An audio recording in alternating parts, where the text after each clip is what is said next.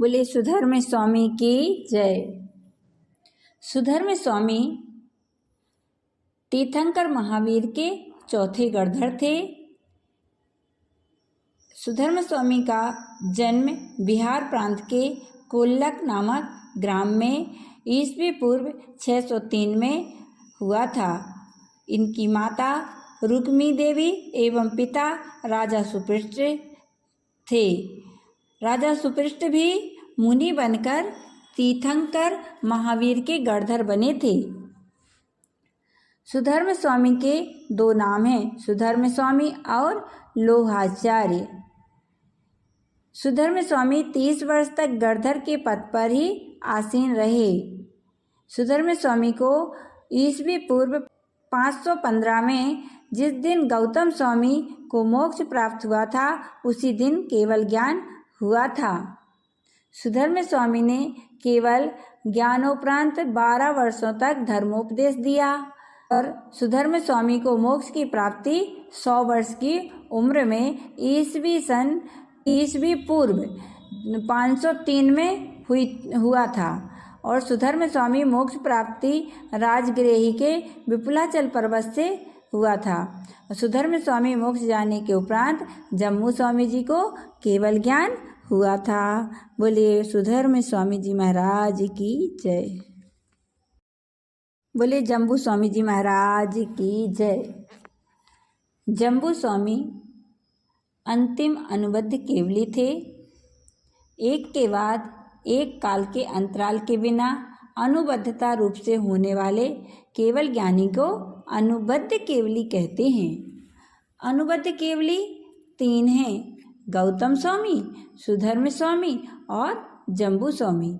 जम्बू स्वामी का जन्म राजगृह नगर में हुआ था ईस्वी पूर्व 607 में। जम्बू स्वामी के जन्म के पहले उनकी माता ने 5 स्वप्न देखे थे।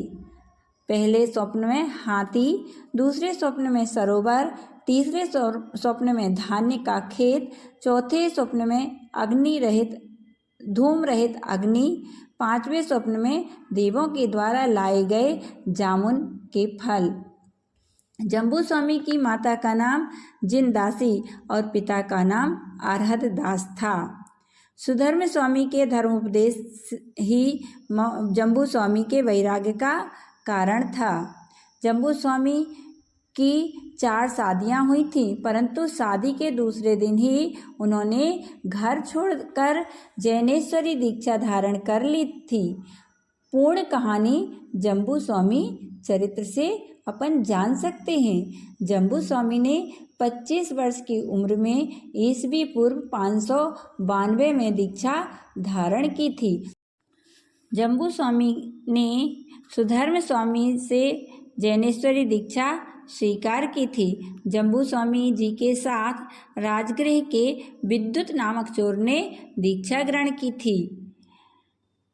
इनके प्रथम बार आहार सेठ जिनदास के घर हुए थे। जम्बू स्वामी को 12 वर्ष की तपस्या के बाद केवल ज्ञान प्राप्त हुआ था। जम्बू स्वामी ने केवल ज्ञान उत्पत्ति के बाद 38 वर्षों तक धर्मोपदेश दिया। जम्बू स्वामी ने 75 वर्ष की उम्र में मोक्ष की प्राप्ति की। जम्बू स्वामी ने मोक्ष की प्राप्ति मथुरा 84 से की थी। जम्बू स्वामी के मोक्ष चले जाने के बाद किसी को केवल ज्ञान की प्राप्ति नहीं हुई। हाँ, इतना जरूर है, इनके बाद विष्णु, नंदी आदि 5 श्रुत केवली हुए जिन्होंने श्रुत की परंपरा को आगे बढ़ाया। बोले जम्बू स्वामी जी महाराज की जय। बोले भद्रबाहु स्वामी की जय। आचार्य भद्रबाहु अंतिम 5वें श्रुत केवली थे, जो मुनि द्वादशांग रूप संपूर्ण श्रुत ज्ञान को जानते हैं। उन्हें जिनदेव श्रुत केवली कहते हैं। पहला विष्णु नंदी, दूसरे नंदी मित्र, तीसरे अपराजित, चौथे गोवर्धन और 5वें भद्रबाहु। ये 5 श्रुत केवली हुए। आचार्य भद्रबाहु का जन्म कोटिपुर देवकोट ग्राम में हुआ था। आचार्य भद्रबाहु की माता का नाम सोमश्री और पिता का सोम शर्मा था। आचार्य भद्रबाहु का जन्म ब्राह्मण जाति में हुआ था। गुरु के प्रथम दर्शन ही आचार्य भद्रबाहु के वैराग्य का कारण बना। आचार्य भद्रबाहु के गुरु का नाम आचार्य गोवर्धन स्वामी था। आचार्य भद्रबाहु के संग में 24,000 मुनिगण थे। आचार्य भद्रबाहु ने मुकुटबद्ध सम्राट चंद्रगुप्त मौर्य को दीक्षा दी थी। आचार्य भद्रबाहु ने अपने दीक्षित सम्राट शिष्य चंद्रगुप्त का नाम विशाख मुनि रखा था। आचार्य भद्रबाहु ने अपने निमित्त ज्ञान से जान लिया था कि उत्तर भारत में 12 वर्ष का महाभयंकर दुर्भिक्ष पड़ने वाला है और यदि इस बीच यहाँ रही तो श्रवणचर्या का निर्वाह करना दुस्साध्य कठिन होगा। इन्हीं बातों को ध्यान में रखते हुए उन्होंने दक्षिण भारत की ओर विहार किया था। साथ में सिर्फ 12,000 मुनिराज गए थे, शेष यहीं कहीं उत्तर भारत में ही ठहर गए थे। उत्तर भारत में ठहरे हुए मुनि दुर्भिक्ष के कारण पथभ्रष्ट हो गए। आचार्य भद्रबाहु स्वामी यहाँ से विहार करते हुए दक्षिण भारत के श्रवणबेलगोला पहुँचे थे। आचार्य भद्रबाहु ने श्रवणबेलगोला से आगे विहार नहीं किया था।